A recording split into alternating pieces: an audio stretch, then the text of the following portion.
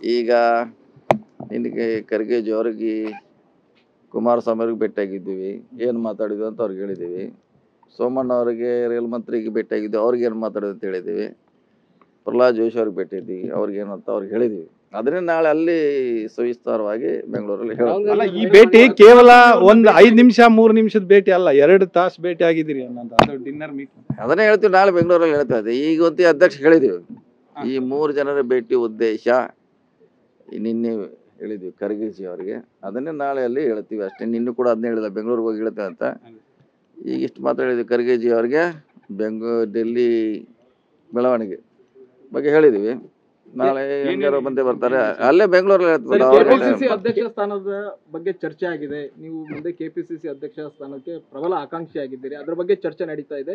High command ಆತರ ನೋಡ್ತಾ ಇದೆ ಅನ್ನುವಂಥದ್ದು. ಇಲ್ಲ ಅದೆಲ್ಲ ಇಲ್ಲ. ಈ 3 ಜನದ ಕ್ಯೂರಿಯಾಸಿಟಿ ಇದೆ ಅಷ್ಟೇ. 3 ಬಗ್ಗೆ ನಾಳೆ ಏನು ಭೇಟಿ, ಏನು ಚರ್ಚೆ, ಏನು ಅವರಿಂದ ಹೇಳಿದ್ರು, ನಾವೇನು ಹೇಳಿದ್ರು ಅಂತ ಹೇಳ್ತೇನೆ.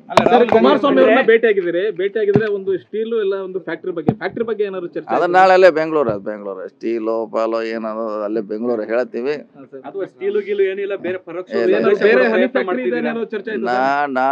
ನಾಳೆ ಬೆಂಗಳೂರಲ್ಲಿ ಎಲ್ಲಾನು ಹೇಳ್ತೀವಿ, ಏನೇನಿದೆ ಏನು ಅಲ್ಲಿ ಹೇಳ್ಬೇಕಲ್ಲ. ನೀವೇನು ಇಲ್ಲೇ ಡೆಲ್ಲಿಗೆ ಎಷ್ಟು ಹೇಳ್ಬೇಕು ಅಷ್ಟು ಹೇಳಿದೀನಿ. ಖರ್ಗೆಜಿ ಅವ್ರಿಗೆ ಎಲ್ಲಾ ಹೇಳಿದ್ವಿ ಅಂತ ಹೇಳಿದ್ವಿ. 3 ಜನರ ಭೇಟಿ ಉದ್ದೇಶ ಹೇಳಿದ್ವಿ ಅಂತ ಹೇಳಿದ್ವಿ. ಅದನ್ನೇ ಹೇಳ್ತೀವಿ. ಇಲ್ಲ ಅವ್ರಿಗೇನು ಸಂಬಂಧಪಟ್ಟದಲ್ಲ, ಅದು ನಮ್ಗೆ ಸಂಬಂಧಪಟ್ಟದ್ದು. ಸನ್ನಿವೇಶದಲ್ಲಿ ಸಿಎಂ ಬದಲಾವಣೆ ಆದ್ರೆ ತಮ್ಮ ಹೆಸರಿಗೆ ತಾವು ಬೆಂಗಳೂರಿಗೆ ಕೋರಿದ್ದೀರಾ? ಸಿಎಂ ಅವ್ರ ಬದಲಾವಣೆ ಪ್ರಶ್ನೆ ಇಲ್ಲ.